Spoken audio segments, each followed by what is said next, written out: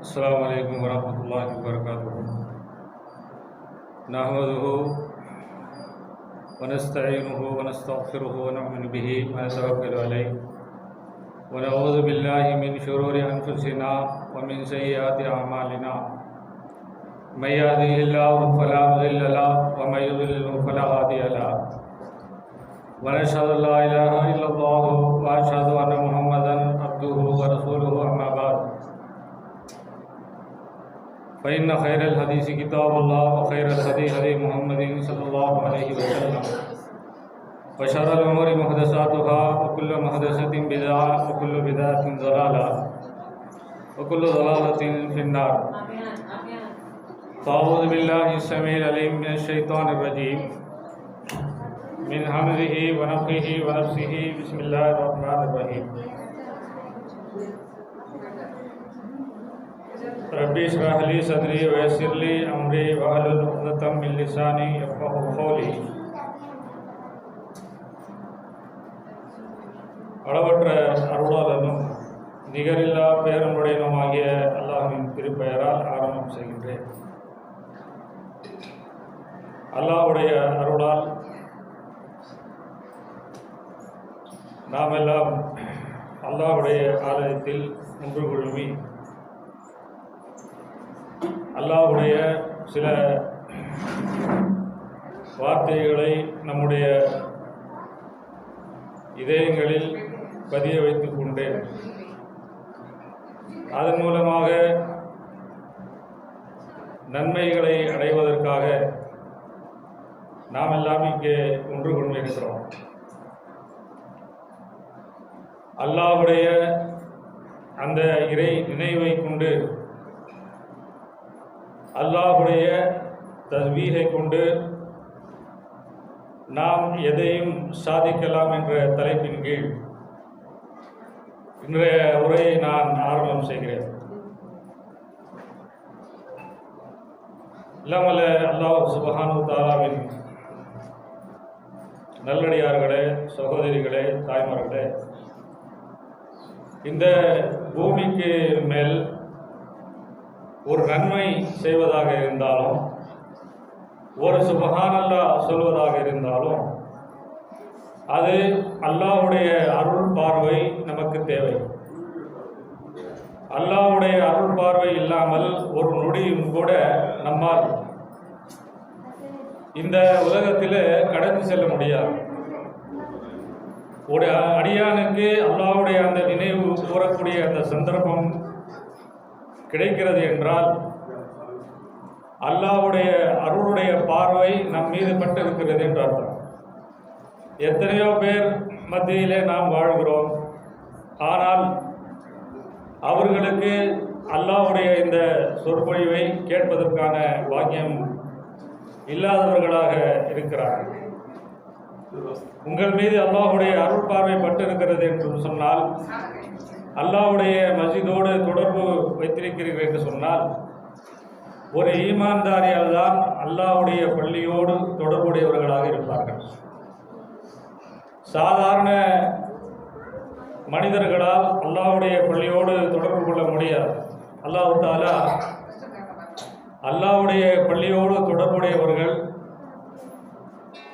யார் என்று அல்லாஹ் ஒரு தொடர்புடையவர்கள் அல்லாஹ்வுடைய பள்ளியோடு யார் தொடர்போடு இருக்கிறார்களோ அந்த 7 பேர் அல்லாஹ் சொல்கிறான் இல்லையா, 7 பேருக்கு மறுமை நாளில் நிழல் கொடுக்கப்படும். அந்த நிழல் கொடுக்கக்கூடியவரில் ஒருவராக அல்லாஹ் தஆலா அல்லாஹ்வுடைய பள்ளியுடன் யார் தொடர்பை வைத்துக் கொள்கிறார்களோ அவர்களையும் அல்லாஹ் தஆலா வைத்திருக்கிறார். அப்போ அல்லாஹ்வுடைய அந்த பள்ளியுடன் தொடர்பில் இருக்கக்கூடியவர்கள் அல்லாஹ்வுடைய அர்ஷுனுடைய நிழல் கூட பெறலாம். அருமையான தாய்மார்களே, சகோதரிகளே, இந்த உலகத்தில் யார் அல்லாஹ்வை நினைக்கிறார்களோ, யார் இந்த உலகத்தில் யாரை நினைக்கிறோமோ இல்லையோ, நம்மை படைத்து பரிபாலிக்கின்ற அந்த அல்லாஹ்வை, நமக்கு வாழ்வை கொடுத்தானே, நமக்கு ஆரோக்கியத்தை கொடுத்தானே, அவன்தான் இந்த உலகத்தில் விசேஷமான ஏற்பாடுகள், மறுமை நாளில் நமக்காக விசேஷமான ஏற்பாட்டை அல்லாஹ் தஆலா தயார்படுத்தி வைத்திருக்கிறான். அப்படிப்பட்ட அந்த இறைவனை ஒரு நொடி கூட நாம் மறந்துவிடக்கூடாது. இஸ்லாமிய கோலத்தில் நாம் பார்க்க வேண்டும் என்று சொன்னால், அல்லாஹ்வை நினைவு கூறுவது ஒரு ஜீவனாக கருதப்படுகிறது. புகாரியிலே நாம் பார்க்கிறோம், நபிகள் பெருமானார் ஸல்லல்லாஹு அலைஹி வஸல்லம் அவர்கள் கூறினார்கள், யார் அல்லாஹ்வை நினைவு கூறுகிறார்களோ அவர்களுக்கு அல்லாஹ் தஆலா இந்த உலகத்தில் உயிரோடு இருக்கிறார்களே அவர்களுக்கும் உயிரற்ற பிணத்திற்கும் சமமானது என்று சொன்னார்கள். அல்லாஹ்வை நினைவு கூறக்கூடியவனும் அல்லாஹ்வை நினைவு கூறாதவர்களும் அவர் ரெண்டு பேருக்கும் உள்ள உதாரணத்தை சொன்னார்கள். யார் அல்லாஹ்வை நினைவு கூறுகிறாரோ அவர் உயிரோடுள்ளவர், யார் அல்லாஹ்வை நினைவு கூறவில்லையோ அவர் செத்த பிணத்திற்கு சமமானவர்கள். பிணத்திற்கு சமமானவர்கள், உயிரோடு நடமாடக்கூடிய ஒரு உயிர், அது உயிரோட நடமாடக்கூடிய பிணம். அப்படி அல்லாஹ் தஆலா அல்லாஹ்வை யார் நினைக்கவில்லையோ, அல்லாஹ்வை யார் தஸ்பீஹ் செய்யவில்லையோ, ஜிக்ர் செய்யவில்லையோ அவர்கள் பிணமாக இருக்கிறார்கள், பிணமாக நடக்கக்கூடிய நடமாடும் பிணம் என்று அல்லாஹ் தஆலா சொல்கிறார். அப்போ இந்த அளவுக்கு ஜிக்ரை பற்றி, அல்லாஹ்வை தஸ்பீஹ் செய்வதை பற்றி, அல்லாஹ்வை நினைவு கூறுவதை பற்றி நபிகள் பெருமானார் ஸல்லல்லாஹு அலைஹி வஸல்லம் அவர்கள் நமக்கு சொல்கிறார்கள். மூச்சு விடுவது, நம்ம இடத்துல இரத்த ஓட்டம் இருப்பது, இதெல்லாம் அப்படியே இருக்கக்கூடிய ஒரு விஷயம். ஆனால் எல்லாம் இருந்தாலும் அவனுடைய நாவால், அவனுடைய மனதால் எந்த ஒரு ஜிக்ரையும் எந்த ஒரு தஸ்பீஹையும் அல்லாஹ்வை நினைக்கக்கூடிய ஒரு காரியத்தை செய்யவில்லை என்று சொன்னால் அவன் செத்த பிணத்திற்கு சமமானாக இருக்கிறான். இதுதான் அல்லாஹ்வுடைய தூதர் ஸல்லல்லாஹு அலைஹி வஸல்லம் அவர்கள் ஜிக்ரின் மூலமாக அமைதி ஏற்படுகிறது. உங்களுடைய நாவு அல்லாஹ்வை நினைவு கூறுவதன் மூலமாக நமக்கு தெளிவு பிறக்கிறது.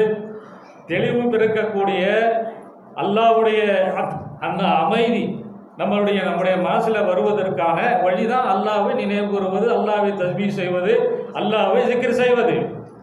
இப்படி அல்லாஹ்வை ஜிக்ர் செய்வதன் மூலமாக நம்முடைய மனதுக்கு ஒரு ஆறுதல், நிம்மதி, நமக்கு ஒரு சந்தோஷம் இருக்கும் மனசில்.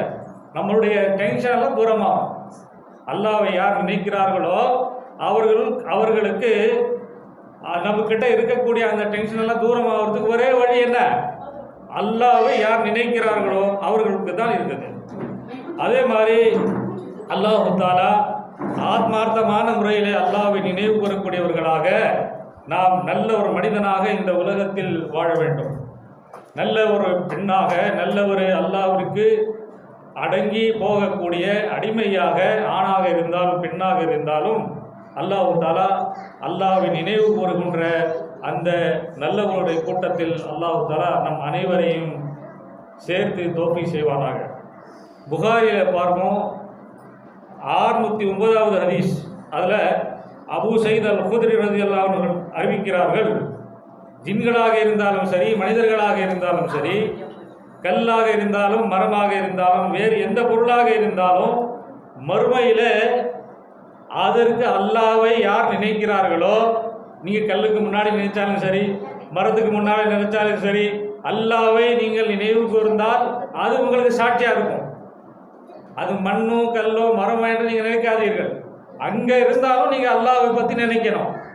வீட்டில் மட்டும் இல்லை, வெளியில் இருந்தாலும், கல்லுக்கிட்ட நீங்கள் இருந்தாலும் சரி, மரத்துக்கு அடியில் இருந்தாலும் சரி, போய்கிட்டு இருந்தாலும் சரி, வந்துகிட்டு இருந்தாலும் சரி, அல்லாஹ்வை நினைக்க வேண்டும்.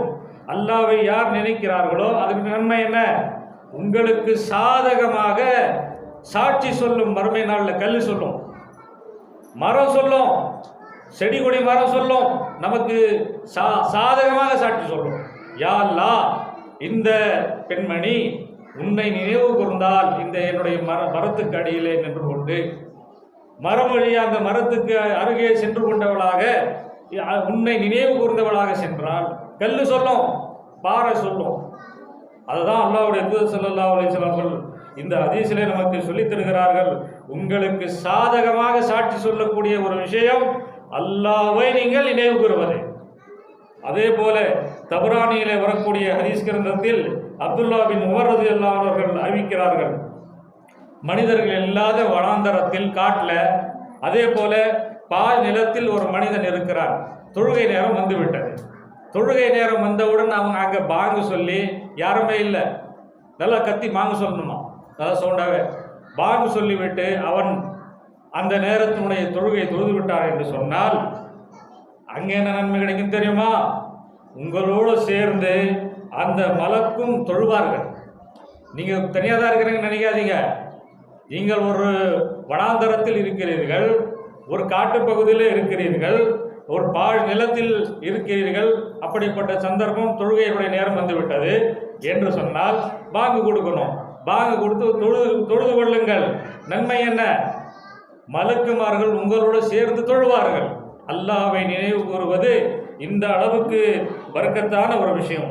அதே மாதிரி உங்களை சுற்றி இருக்கக்கூடிய கல், மரம் எல்லாமே உங்களுக்கு சாதகமாக சாட்சி சொல்லுவோம். அந்த இடத்துல நீங்கள் செஞ்ச வேலை, அல்லாஹ்வை நீங்கள் நினைவு கூறுகிறீர்கள் இல்லையா, அல்லாஹ்வை நினைக்கக்கூடிய, அல்லாஹ்வை தஸ்பீஹ் செய்யக்கூடிய அந்த நல்ல காரியம் நீங்கள் செய்கிறீர்கள் இல்லையா, அதற்கு அல்லாஹ் தஆலா உங்களுக்கு அந்த கல் சாட்சி, அந்த மர சாட்சியாக அல்லாஹ் ஆக்குகிறான்.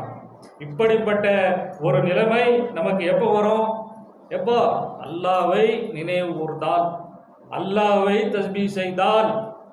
யார் அல்லாஹ்வை தஸ்பீஹ் செய்வார்களோ, அல்லாஹ்வை நினைவு கூறுவார்களோ, அவர்களுக்கு அல்லாஹ் தஆலா இந்த ஒரு பெனிஃபிட்டை கொடுக்குறான்.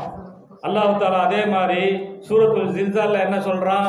இதா ஸுல்ஸிலத்தில் அர்து ஸில்ஸாலஹா வ அக்ரஜத்தில் அர்து அஸ்காலஹா. பூமி பேசும் மறுமை நாள்ல, யா அல்லாஹ் இங்கே இவன் இந்த இடத்துல இதை செஞ்சான், இது செஞ்சா அது செஞ்சான்னு சொல்லுவோம். அந்த நேரத்தில் நமக்கு எங்கே இருந்தாலும் கெட்ட விஷயங்களை நம்ம அதிகமாக செஞ்சோம்னு சொன்னால் பூமி நமக்கு சாட்சியாக மாறிடும்.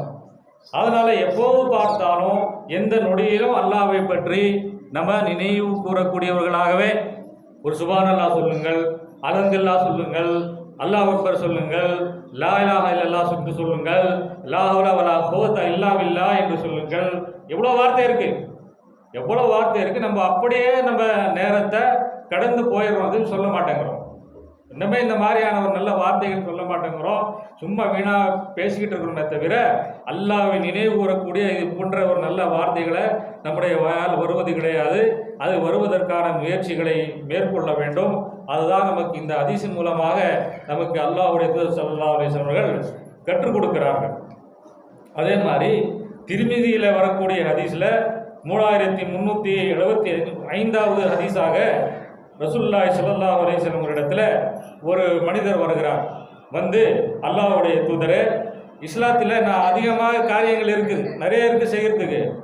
ஆனால் நான் உறுதியாக பற்றி பிடித்து கொண்டவனாக ஒரு விஷயத்தை நான் செய்யக்கூடிய ஒரு விஷயத்தை எனக்கு சொல்லிக் கொடுங்க, ஏதாவது எனக்கு சொல்லிக் கொடுங்கன்னு சொல்லி கேட்குறாரு.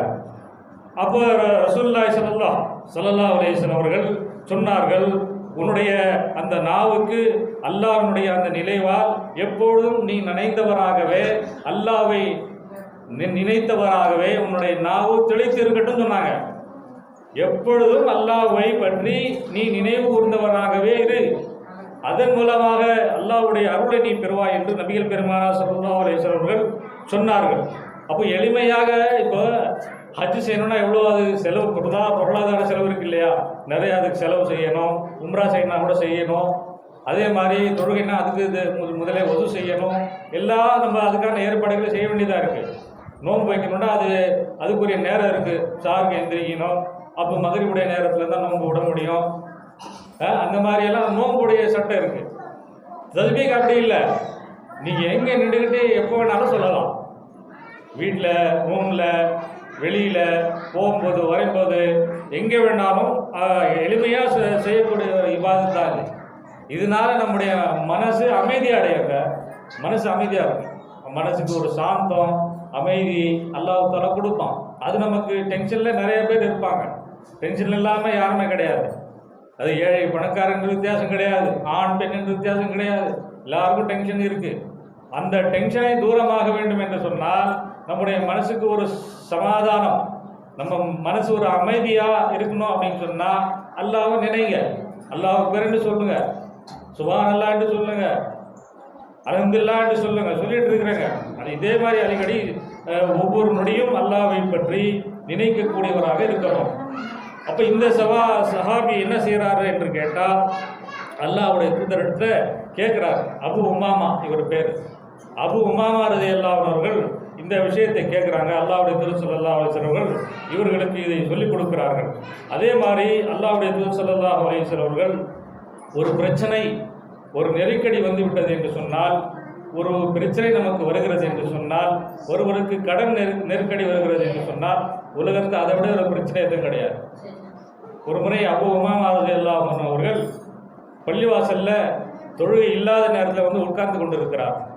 அபு உமாமா ரலியல்லாஹு அவர்கள் உட்கார்ந்து கொண்டிருக்கக்கூடிய சமயத்தில் அல்லாஹ்வுடைய தூதர் அவர்கள் வந்தார்கள் பள்ளிவாசலுக்கு. வந்துவிட்டு கேட்டார்கள், அபு உமாமாவே, எதற்காக தொழுகை இல்லாத நேரத்தில் நீங்கள் இங்கே பள்ளிவாசலில் உட்கார்ந்து கொண்டிருக்கிறீர்கள் என்று கேட்கும் பொழுது அல்லாஹ்வுடைய தூதரிடத்தில் சொன்னார், அபு உமாமா, அல்லாஹ்வுடைய தூதரே, நான் கடன்பட்டிருக்கிறேன், எனக்கு கவலை இருக்கிறது என்று சொன்னார்கள். அப்படியா அபு உமாமா, அப்படியா உங்களுக்கு கவலை இருக்கிறதா, டென்ஷனாக இருக்கிறீர்களா, கடன்பட்டு இருக்கிறீர்களா, இதற்கு தீர்வு என்ன என்று சொல்லும் பொழுது அவருக்கு ஒரு துவாவை ரசூலுல்லாஹி ஸல்லல்லாஹு அலைஹி வஸல்லம் அவர்கள் சொன்னார்கள். இதை நீங்கள் சொல்லுங்கள், உங்களுடைய டென்ஷன், உங்களுடைய கவலை தீரும், உங்களுடைய கடன் தீரும், நீங்கள் பிரச்சனையிலிருந்து வெளியே வர முடியும்.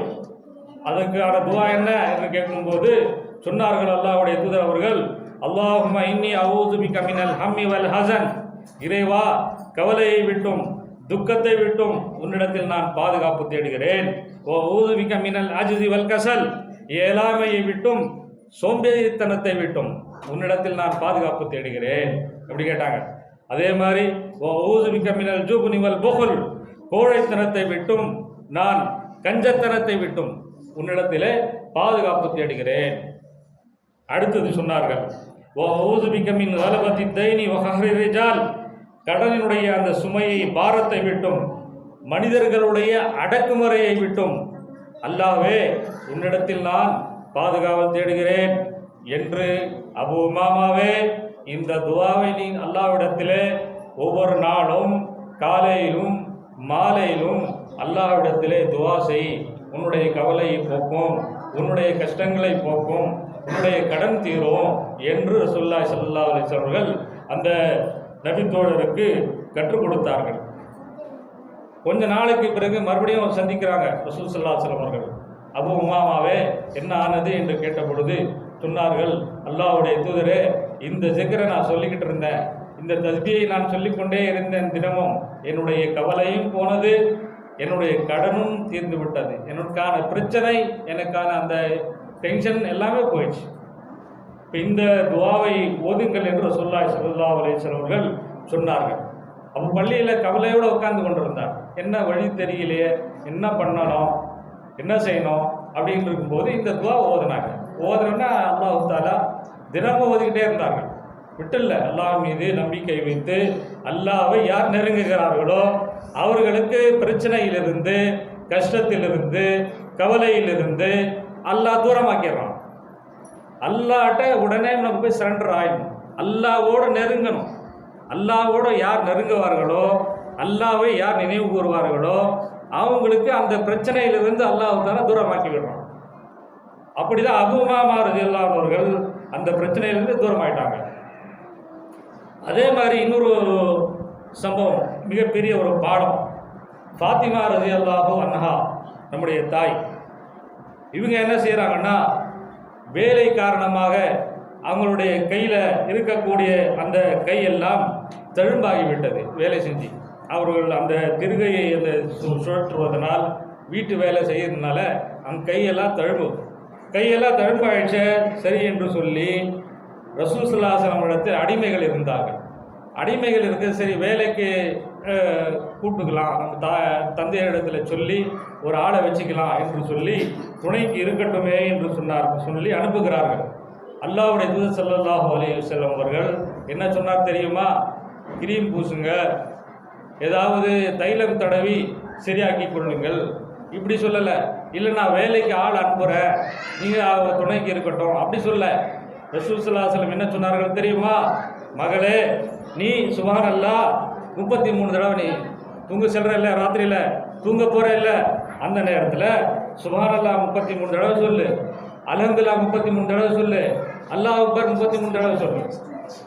இப்படி 34 அல்லாஹ் அக்பர், சுப்ஹானல்லாஹ் 33, அல்ஹம்துலில்லாஹ் 33, அல்லாஹ் அக்பர் 34 சொன்னோமா 100 ஆயிடுது. அப்போ இப்படி யார் தஸ்பீஹ் செய்வார்களோ உறங்க செல்வதற்கு முன்னால், நீங்கள் தூங்க செல்வதற்கு முன்னால் இந்த தஸ்பீஹை யார் ஓதுவார்களோ அவர்களுக்கு அல்லாஹ் தஆலா லேசாக்குவார். உங்களுடைய வீட்டு வேலை லேசமாயிடும். கஷ்டமான வேலையாக மாதிரி தெரிஞ்சாலும் அந்த வேலை அல்லாஹ் தஆலா ஈஸியாக ஆக்கிடுவான். கஷ்டமாக இருக்கிற வேலையெல்லாம் ஈஸியாக ஆகிடும். எப்போ ஆகும்? நீங்கள் தூங்க செல்வதற்கு முன்னால் இதை ஓதணும். சுப்ஹானல்லாஹ் 33, அல்ஹம்துலில்லாஹ் 33, அல்லாஹ் அக்பர் 34, ஆக மொத்தம் எவ்வளோ ஆச்சு? 100. இதை யார் ஓதுவார்களோ அவர்களுக்கு அந்த வலி, வீட்டில் பிரச்சனை, வேலை செய்ய முடியல, ஒரு டயர்டாக இருக்குது அப்படின்னா இதை செய்யணும். இது செஞ்சால் அவங்களுக்கு அல்லாஹ்வுடைய உதவி கிடைச்சிடும். ஆனால் நம்ம என்ன செய்கிறோம்? பெட்ரூமுக்கு போகிறதெல்லாம் எப்படின்னா மொபைலில் தான். நம்மளுடைய முகத்தில் மொபைல் தான் இருக்கும். மொபைலே வந்து முகத்தில் வந்து வந்துடும். அந்த அளவுக்கு மொபைலை அடுத்த கிட்ட வச்சுக்கிட்டு இருக்கிறோம். அந்த ஜிக்ரு செய்வதில்லை, பாட்டு, அந்த ஜோக் அடிக்கிறது, இதெல்லாம் பார்த்துக்கிட்டு ஃபேஸ்புக், இன்ஸ்டாகிராம், ட்விட்டர் இதில் தான் அந்த மொபைலில் இருக்கிறோமே தவிர இந்த மாதிரி ஜிக்குகளை அல்லாஹ்வுடைய தூதர் ஸல்லல்லாஹு அலைஹி வஸல்லம் சொல்கிறத நம்ம செய்யறதை விட்டுறோம். அதனால தான் நமக்கு வீட்டு வேலை செய்ய முடியல, டென்ஷன், கஷ்டமாக இருக்குது, வலியாக இருக்குது, இங்கே வலி அங்கே வலி என்று சொல்லி வரக்கூடிய பிரச்சனைகளெல்லாம் நம்ம பார்க்குறோம். அதுக்கு தீர்வு என்னென்னா அல்லாஹ்வை நினைவு கூறணும். அந்த சமயம் கரெக்டாக வச்சுக்கணும். ராத்திரியில் தூங்குறதுக்கு போகிறதுக்கு முன்னாடி இதை ஓதணும். இதை யார் தஸ்பீஹை ஓதுகிறார்களோ அவங்களுக்கு அந்த பிரச்சனையிலேருந்து அல்லாஹ் தஆலா நீக்கி தூரமாக்கிடுவான். அந்த கஷ்டத்தை நீக்கிடுவான். அங்கே வலியை போயிடும். வீட்டு வேலை ஈஸியாக முடியும். அதே மாதிரி அடுத்ததாக இன்னொரு நாம் நம்முடைய விஷயங்களை, நம்முடைய கஷ்டங்களிலிருந்து தூரமாவதற்கு சாதிக்கக்கூடிய ஒரு விஷயமாக யூனுஸ் அலைஹிஸ்ஸலாம் அவர்களுடைய பாடத்தை எடுத்துக்கொள்ளலாம். நபி யூனுஸ் அலைஹிஸ்ஸலாம் அவர்கள் தன் மீன் வயிற்றில் அல்லாஹ் தஆலா சிறை பிடிச்சிட்டான். நமக்கு எல்லாருக்கும் தெரியும். யூனுஸ் அலைஹிஸ்ஸலாம் அவர்கள் என்ன அந்த பிரச்சனையிலிருந்து தூரமாவதுக்கு என்ன செஞ்சாங்க? ஒரு துவா ஓதுனாங்க இல்லையா? லா இலாஹா இல்லா அன்தா சுப்ஹானக இன்னி குன்து மினல் ஸாலிமீன் என்று துவா ஓதினார்கள். அந்த துவா மட்டும் அல்லாஹ்வுடைய தூதர் ஸல்லல்லாஹு அலைஹி வஸல்லம் நமக்கு என்ன சொல்லி கொடுத்தாங்க? அந்த துவா மட்டும் யூனுஸ் அலைஹிஸ்ஸலாம் அவர்கள் ஓதவில்லை என்று சொன்னால், லா இலாஹா இல்லா அன்தா சுப்ஹானக இன்னி குன்து மினல் ஸாலிமீன் ஓதவில்லை என்றால் என்ன செஞ்சிருப்பான் அல்லாஹ்? மறுமை நாள் வரை யூனுஸ் நபி அலைஹிஸ்ஸலாம் மீன் வயிற்றில் தான் இருந்திருப்பாங்க. மறுமை நாள் வரை அல்லாஹ் தஆலா சிறை பிடித்திருப்பார். சின்ன ஒரு தப்பு செஞ்சிட்டாங்க, அல்லாஹ் தஆலா சோதிக்கும் விதமாக மீன் வயிற்றில் அல்லாஹ் சிறை பிடிச்சிட்டான். உடனே அவங்க என்ன செஞ்சாங்க? அல்லாஹ்வுடைய நினைவு, அல்லாஹ்வை நினைத்தார்கள், அல்லாஹ்வை தஸ்பீஹ் செய்தார்கள். அல்லாஹ் தஆலா என்ன செஞ்சான்? மீன் வயிற்றில் அல்லாஹ் தஆலா விடுதலை செஞ்சிட்டானா இல்லையா? எப்படி? அல்லாஹ்வை நினைவு கூறினார்கள். அதன் மூலமாக ஏற்பட்டது. அடுத்ததாக இன்னொரு நமக்கு பாடமாக இருப்பது நபி அய்யூப் அலைஹிஸ்ஸலாம் அவர்கள். அவங்களுடைய வரலாற்றை எடுத்துக்கொள்ளுங்கள். நமக்கெல்லாம் தெரியும், அவர் நோயாளியாக இருந்தார். அல்லாஹ் தஆலா நோயின் மூலமாக பயங்கரமான நோய் அய்யூப் அலைஹிஸ்ஸலாம் அவர்களுக்கு கடுமையான நோயை அல்லாஹ் தஆலா கொடுத்திருந்தார். அது ஒரு சோதனை நோய், மிகப்பெரிய பிரச்சனையாக இருந்தது. இந்த நோயை பற்றி அல்லாஹ் தஆலா திருமறை குர்ஆன்ல சூரத்துல் அன்பியால 21வது அத்தியாயம் 83வது வசனத்தில் அல்லாஹ் என்ன சொல்றான்னா, நிச்சயமாக நாம் துன்பம் தரக்கூடிய அந்த காரியத்தை நாம் அய்யூப் அலைஹிஸ்ஸலாம் அவர்களுக்கு துன்பத்தின் மூலமாக சோதனை செய்தோம். துன்பம் தீண்டிவிட்டது அய்யூப் அலைஹிஸ்ஸலாம் அவர்களுக்கு.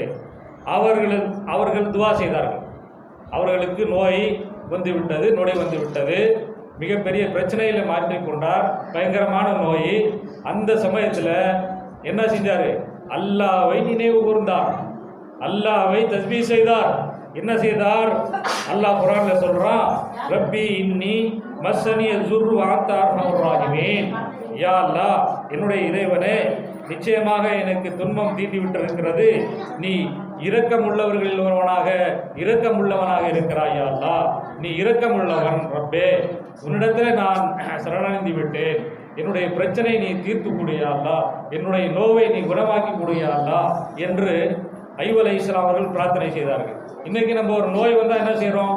பெரிய சின்ன ஒரு நோயாக இருந்தாலும் அதை ஊதி பெருசாக்கி ஒரு 10-20% தான் நோய் இருக்கும்.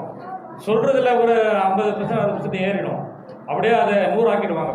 பெரிய பிரச்சனை ஆக்கி அவங்கள டென்ஷன் ஆக்கி விட்டுருவாங்க. இருக்கிற நோயை இன்னும் ஜாஸ்தியாகிடும். இந்த மாதிரி அல்லாஹ்வுடைய தூதர் ஐயூப் அலைஹிஸ்ஸலாம் அவர்கள் டென்ஷன் ஆகலை. நோய் கொடுத்த உடனே அதற்கான வழியை அல்லாஹ்வுடைய அல்லாஹ்வை நினைவு கூர்ந்தார். உடனே அல்லாஹ்வை ஜிக்ர் செய்தார். அல்லாஹ்வுடைய நினைவு வந்து நோ வந்தாலும் அல்லாஹ்வை நினைத்தார். யா அல்லாஹ், இந்த பிரச்சனையிலிருந்து எனக்கு தூரமாக்கு, என்னுடைய நோயை நீ சீராக்கி கொடு என்று அல்லாஹ்விடத்திலே கேட்டார்கள் துவா. இந்த மாதிரி மற்றவர்களுடைய அந்த அறிவுரையை கேட்டு அந்த டென்ஷன் ஆகக்கூடிய காரியங்களை செய்யலை. ஏன்னா நோய் நொடி இருக்கும் பொழுது, நமக்கு பிரச்சனை இருக்கும்போது ஷைத்தான் வரணும். அடுத்து வேலை ஷைத்தான் சந்தர்ப்பத்தை பார்த்துக்கிட்டு இருக்கிறான். எந்த நேரம் நம்ம அல்லாஹ்வினுடைய அந்த நினைவிலிருந்து தூரமாக போகிறோன்ற ஷைத்தான் வந்து அந்த கேப்பை பார்க்குறான். நம்ம அல்லாஹ்வை மறந்துட்டா அந்த கேப்பில் நம்மகிட்ட நுழைஞ்சிரும். அதான் ஷைத்தானுடைய வேலை. ஏதாவது நம்ம அல்லாஹ்வை மறக்கக்கூடிய ஒரு வேலையை நம்ம செஞ்சிட்டோம்னு சொன்னால் உடனே நம்முடைய மனசில் அந்த ஷைத்தான் வந்துடுவான். அல்லாஹ் அமுச்சு வைப்பான் சோதனை செய்வதற்காக. அப்போ அந்த ஷைத்தான் வந்து நம்மகிட்ட மனசில் எல்லா விதமான கெட்ட விஷயங்களும் போட்டு இன்னும் டென்ஷன் ஆக்கி இன்னும் பிரச்சனைகள் இருக்கிற மாதிரி காட்டி அல்லாஹ்வை மறக்கக்கூடிய வேலைகளை செய்ய ஆரம்பிச்சிருவான். இப்போ அதுக்கு நம்ம இடம் கொடுக்கக்கூடாது. உடனே அல்லாஹ்வை நினைவு கூறணும். நோய் இருந்தாலும், கஷ்டம் இருந்தாலும், கவலை இருந்தாலும், எது இருந்தாலும் உடனே அல்லாஹ்வை நினைக்கக்கூடியவர்களாக எப்பொழுதும் இருக்கிற அப்படிப்பட்ட நல்மக்களாக இருக்கணும். அது அல்லாஹ்வுடைய தூதர் ஸல்லல்லாஹு அலைஹி வஸல்லம் சொன்னார்கள் இல்லையா, ஒரு சபையில் நீங்கள் அல்லாஹ்வை நினைவு கூறினால் அதைவிட சிறந்த சபையில் அல்லாஹ் தஆலா உங்களை நினைவு கூறுவான். நீங்கள் நினைக்கக்கூடிய சபையை விட சிறந்த சபை இருக்குது, அல்லாஹ் மலக்குமார்களுடைய சபை. அந்த சபையில் அல்லாஹ் தஆலா உங்களை நினைவு கூறுவான். அல்லாஹ் எவ்வளவு கண்ணியப்படுத்துகிறான். அல்லாஹ்வை யார் நினைக்கிறார்களோ, அல்லாஹ்வை யார் அஞ்சுகிறார்களோ, அல்லாஹ்வை யார் தஸ்பீஹ் செய்கிறாரோ அவரை அல்லாஹ் தஆலா கண்ணியப்படுத்தக்கூடிய விதம் பாருங்கள் எப்படி. நாம் இருக்கக்கூடிய இந்த சபையை விட, நாம் நினைவு கூறக்கூடிய இந்த சபையை விட உயர்ந்த சபையான மலக்குமார்கள் இருக்கக்கூடிய சபையில் அல்லாஹ் ரப்புல் ஆலமீன் நம்மை பற்றி நினைவு கூறுவானாம். நம்ம அல்லாஹ் தஆலா அந்த அளவுக்கு கண்ணியப்படுத்துகிறார் அல்லாஹ்வை நினைக்கும் பொழுது. அதுதான் அல்லாஹ்வுடைய தூதர் ஸல்லல்லாஹு அலைஹி வஸல்லம் அவர்கள் நமக்கு சொல்லித் தருகிறார்கள். அதே போல அல்லாஹ்வை நினைத்து அவனுடைய ஜிக்ரிலேயே இருந்தோம் என்று சொன்னால் நாம் எதையும் சாதிக்கலாம். சாதிக்காத விஷயங்களையும் சாதிக்கக்கூடிய ஒரே ஒரு வழி என்னன்னு கேட்டால், நம்ம அல்லாஹ்வை நினைவு கூறுவது, அல்லாஹ்வை ஜிக்ர் செய்வது. அல்லாஹ்வை ஜிக்ர் செய்வதன் மூலமாக, அல்லாஹ்வை தஸ்பீஹ் செய்வதன் மூலமாக நமக்கு எல்லா விதமான விஷயங்களில் இருந்தும் சாதித்து வெளியே வர முடியும். கஷ்டங்களிலிருந்து, துன்பங்களிலிருந்து, நோய் நொடியிலிருந்து, நமக்கு ஏற்படக்கூடிய எல்லா பிரச்சனைகளிலிருந்தும் வெளியே வருவதற்கான, நாம் சாதித்து வருவதற்கான வழிமுறை இதுதான்.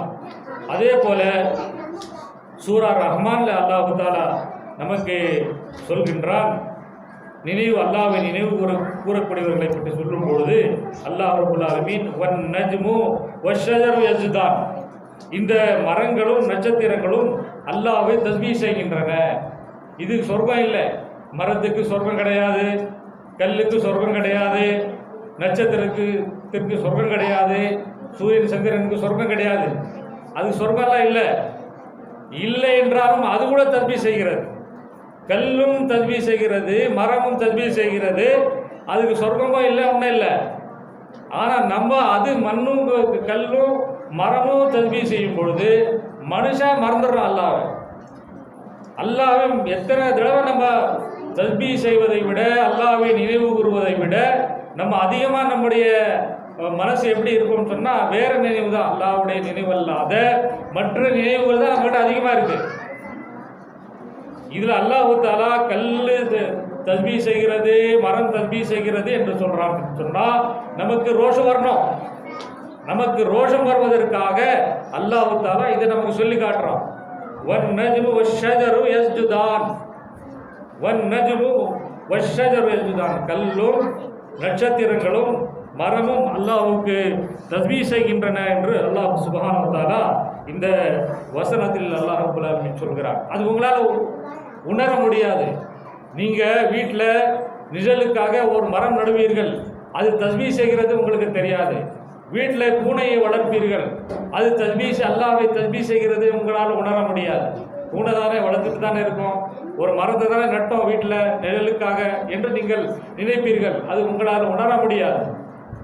அதுவும் தஸ்பீஹ் செய்கிறது. நீங்கள் வளர்க்கிற அந்த பூனையாக இருந்தாலும் அது கூட வீட்டில் வளர்க்கக்கூடிய அந்த பூனை கூட அல்லாஹ்வுக்கு தஸ்பீஹ் செய்கின்றன, அல்லாஹ்வை நினைக்குது. அப்போ அல்லாஹ்வை எந்த ஒரு நேரமும் எந்த ஒரு நொடியும் அல்லாஹ்வை நினைத்திருக்கக்கூடியவர்களாக, ஜிக்ரு செய்யக்கூடியவர்களாக, தஸ்பீஹ் செய்யக்கூடியவர்களாக நாம் இருக்க வேண்டும். அல்லாஹ் தஆலா நம்மை காப்பாற்ற வேண்டும். அல்லாஹ் தஆலா சொல்கிறார், உங்களுக்கு நான் ரிஸ்கை கொடுக்கிறேன். யாரும் பட்டினியில் கிடையாது. ஒரு ஏழை கூட பட்னியா சாவலை, பட்னியா செத்து போல, அல்லாஹ் தஆலா ரிஸ்கை கொடுத்துக்கிட்டு இருக்கிறான். அதான் அல்லாஹ் தஆலா குர்ஆனில் சொல்லும் பொழுது, நீங்கள் அல்லாஹ்வுக்கு நன்றி செலுத்துங்கள். இன்னல் இன்சானா லிரப்பிஹி லகனூர், மனிதன் அதிகமாக நன்றி கெட்டவனாக இருக்கிறான். அல்லாஹ் அவனுக்கு ரிஸ்கை கொடுத்துருக்கிறான், ஆரோக்கியத்தை கொடுத்துருக்கிறான், அவனுக்கு எல்லா இந்த உலகத்தில் வாழ்வதற்கான வாழ்வாதாரத்தை எல்லாம் அல்லாஹ் கொடுத்துருக்கிறான். ஆனாலும் அவன் என்ன செய்கிறான்? இன்னல் இன்சானா லிரப்பிஹி லகனூர், அவன் அல்லாஹ்விற்கு நன்றி கெட்டவனாக இருக்கிறான், அல்லாஹ்வுக்கு நன்றி செலுத்த மாட்டேங்கிறான். அதிகமானவர்கள் அல்லாஹ்வுக்கு நன்றி கெட்டவர்களாக இருக்கிறார்கள் என்று அல்லாஹ் தஆலா திருமறை குர்ஆனில் அல்லாஹ் எச்சரிக்கை செய்கிறான். ஆகவே அல்லாஹ்வுடைய நல்லடியார்களே, இந்த மாதிரி அல்லாஹ் சொல்லக்கூடிய இந்த விஷயத்திலிருந்து நாம் தூரமாகி இந்த மாதிரி நன்றி கெட்டவர்களாக, அல்லாஹ்வுக்கு நன்றி இல்லாதவர்களாக நாம் ஆகிவிடக்கூடாது. எந்த ஒரு நொடியும் அல்லாஹ்வுடைய அந்த ஜிக்ரோடு, அல்லாஹ்வுடைய தஸ்பீஹோடு இருக்க வேண்டும். பிள்ளைகளுக்கும் நீங்கள் சொல்லிக் கொடுங்க. இரவில் மொபைலை பிடிங்க வைங்க, அவங்க கையில் இருக்கிற மொபைலை பிடிக்க வச்சிருங்க. இந்த ஜிக்ரை சொல்லுங்க. அதை என்னென்ன ஓதணும், குலுவல்லா ஓத சொல்கிறாங்க. ரசூல் ஸல்லல்லாஹு அலைஹி வஸல்லம் சொன்னார்கள், இரவில் நீங்கள் உறங்கச் செல்லும் முன் குலுவல்லா சூறாவை ஓதுங்கள், ஊதி தடவுங்கள். குலுவல் ரப்பில் ஃபலக் சூறாவை ஓதுங்க, ஓதி உடம்பெல்லாம் உங்கள் கையில் ஊதி உடம்பெல்லாம் தடவணும்னு சொன்னாங்க. குலுவல் ரப்பின் நாஸ் ஓதுங்கள், அது உங்களுடைய உடம்பெல்லாம் ஓதி விட்டு கையில் தடவி விடுங்கன்னு சொன்னாங்க. அப்போது ஒரு நிம்மதியான தூக்கம், டென்ஷன் இல்லாத ஒரு நிலைமை, ராத்திரியில் பல கெட்ட கனவுகள் வருவது, இதெல்லாம் இல்லாமல் இருக்கும். எத்தனை தாய்மார்கள் பிள்ளை பயந்துட்டான், அவனுக்கு இந்த பிரச்சனை அந்த பிரச்சனை எல்லாம் சொல்கிறாங்க இல்லையா? துவா ஓதாதனால, மொபைலே எப்போ பார்த்தாலும் கையில் வச்சுக்கிட்டு இருக்கனால, தூங்க செல்வதற்கு முன்னால் கூட மொபைல் அதை வச்சுக்கிட்டு அப்படி தான் தூங்குறது. அதை பார்த்துக்கிட்ட கேம்ஸோ பலவிதமான விஷயங்கள் மொபைலில் இருக்குது, அதெல்லாம் பார்த்துக்கிட்டு அப்படியே தூங்குறது. இப்படிப்பட்ட ஒரு நிலையில் உள்ளவர்களாக நம்முடைய பிள்ளைகளை நாம் வளர்க்கக்கூடாது. அல்லாஹ்வுடைய ஜிக்ரோடு எந்த நேரத்திலையும் நம்ம இருக்கக்கூடியவர்களாக அல்லாஹ் தஆலா நம் அனைவரையும் ஆக்கி அருள்கிறவனாக என்று கூறிக்கொண்டு என்னுடைய இந்த உரையை நிறைவு செய்கிறேன். வாஹிர் தஅவானா அல்ஹம்துலில்லாஹி ரப்பில் ஆலமீன்.